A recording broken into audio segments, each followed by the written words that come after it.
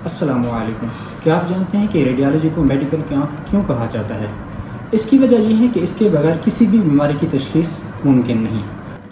Radiology department में मुख्तलिफ़ बीमारियों की तशख़ीस के लिए मुख्तलिफ़ टेक्निक्स इस्तेमाल की जाती हैं। इन टेक्निक्स में एक्सरे, सीटी स्कैन, MRI और अल्ट्रासाउंड शामिल हैं। आज की इस वीडियो में हम ये जानने की कोशिश करेंगे कि एक्सरे, सीटी स्कैन और MRI में क्या फ़र्क है और किसी बीमारी की तशख़ीस के लिए कौन सी टेक्निक बेहतर है। एक्सरे बहुत पुरानी टेक्निक है और एक्सरे हमारी बॉडी का 2D इमेज क्रिएट कर सकता है, जबकि सीटी स्कैन और MRI किसी भी बॉडी ऑर्गन की क्रॉस सेक्शनल स्लाइसेस यानी कि एक्सियल, कॉर्नर और सेंट्रल स्लाइसेस क्रिएट करते हैं और फिर इन स्लाइसेस को कंबाइन करके 3D इमेज भी क्रिएट किया जा सकता है। एक्सरे हमें किसी भी बॉडी पार्ट की लिमिटेड डिटेल्स प्रोवाइड कर सकता है, जबकि सीटी स्कैन और MRI किसी भी बॉडी ऑर्गन की स्टडी के लिए कॉम्प्रिहेंसिव डिटेल प्रोवाइड करता है। X ray high energy electromagnetic radiations को यूज़ करके इमेज बनाता है। सीटी स्कैन एक्सरे की ही एडवांस फॉर्म है। सीटी स्कैन में भी इलेक्ट्रोमैग्नेटिक रेडिएशंस यानी कि एक्सरेज इस्तेमाल की जाती हैं, लेकिन इसमें सिंगल सोर्स ऑफ रेडिएशंस और मल्टीपल डिटेक्टर्स पेशेंट के बॉडी के अराउंड मूव करते हैं और हर एंगल से डिटेल्स कैप्चर करते हैं।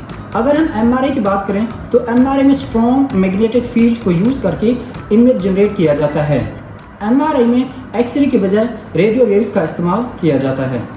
एक्सरेज जिसमें high energy electromagnetic radiations use होती हैं, इस वजह से ये हमारी बॉडी के लिए नुकसानदेह हैं और कैंसर का बायस बन सकते हैं। जैसे कि मैं आपको पहले बता चुका हूँ कि सीटी स्कैन में भी इलेक्ट्रोमैग्नेटिक रेडिएशंस यानी कि एक्सरेज ही प्रोड्यूस होती हैं, लेकिन ये एक्सरेज बहुत ज़्यादा मिकदार में प्रोड्यूस होती हैं। सीटी स्कैन कराने से कैंसर के चांसेस काफ़ी हद तक बढ़ जाते हैं।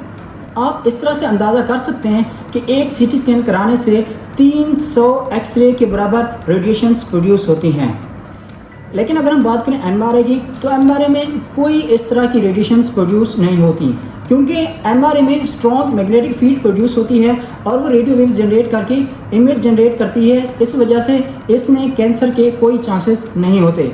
अगर आप 100 दफ़ा भी MRI करा लें तो भी आपको कैंसर के चांसेस 0% हैं। एक्सरे सबसे फास्ट टेक्निक है और एक एक्सरे लेने में 2 से 3 मिनट लगते हैं। सीटी स्कैन में एक स्कैन कम से कम 5 से 10 मिनट में कंप्लीट होता है।